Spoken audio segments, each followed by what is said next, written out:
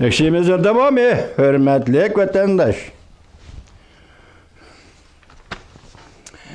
Endiki mavzumunda vatandaşım. Tez haber. Bugün çislak 2023 yıl. 5. ayının 25. gün haftaga Perşembe vatandaş. Tez haber. Xi Jinping. Sıkamdan hangisi? Tez haber Xi Jinping Rusya'nın veziri bilen görüşkende mundaq ifadə bildirdi. Mavzulu haber 5. ayının 24. gün Venbetor biti ilan kılın. Haber mundaq başlandı. Rusya'nın veziri Mikhail Mishustin 23. gün Cungo'ya yetip gelip 2 günlük ziyaretini başladı. Beijing'de Cungo'nun veziri Li Chang bilen görüştü.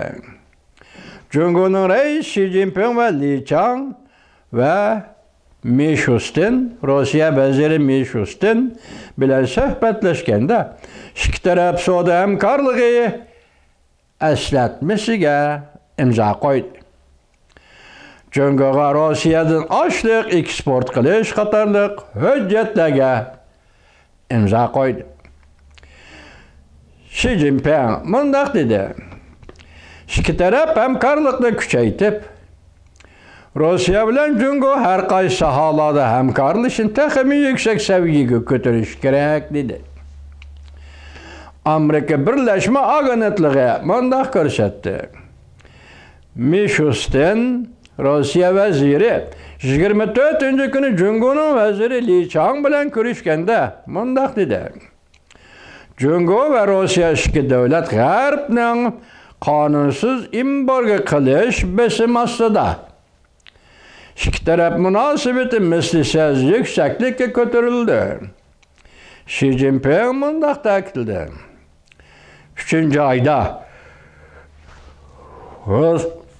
ayda Rusya'ni ziyorat qilganda Prezident Vladimir Putin bilan birlikka kelgan o'rtaq tunishlarimiz asosida hamkorlikni taraqqiy qildiramiz. Jonijon manfaatga chetishlik masalalarda o'zaro bir-birimizni davomli qo'llaymiz. Bundan biron haftaning birinchi kuni beri jonijon manfaat Rossiya uchun navbat Ukraina, Xitoy uchun Şinjan Uyg'ur Abnum rayoni mustamlik Uyg'uriston. Ondan biron haftaning birinchi kuni 22. kuni yani Rusya Davlat Bexatarlik Majlisining kotibi Nikolay Patrishov Cungo siyosiy byuroning a'zosi Chin Winching bilan suhbat o'tkazganda mundaq ko'rsatdi. Cungo bilan bo'lgan munosabatni cho'nqurlashtirish Moskvaning strategik siyosatidir. Tuyuqsiz yurmadi. Vladimir Putin Xi Jinpingning jasuslarini qo'lga oldi. Yana bir mavzu vatandosh. Mavzuli xabar 5. ayning 24. gün Venbetor bitida e'lon qilindi. Xabar mundaq boshlandi. Rusya'nın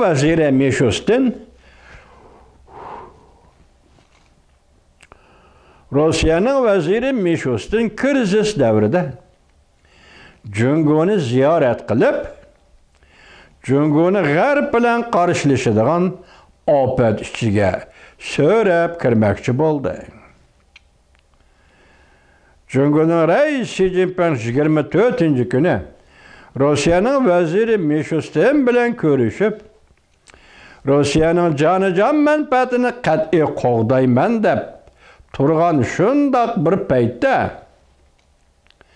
kulkilik yerishuv bo'ldiki, Rusya taraf Fan tadqiqot institutining 1. darajalik olimi yana boshqa 2 nafar olimni Rossiyada ovozdan tuz uçadigan paket mutaxassisi vatan setish jinoyatiga chetilib degan jinoyatni ortib ham ayblab bevosita qo'lga ilinganligini tuyuqsiz e'lon qildi.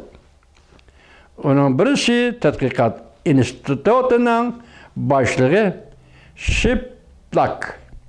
Shiplak degan olim ekan. Mana ko'ring. Bu yerda hozir ma'qul.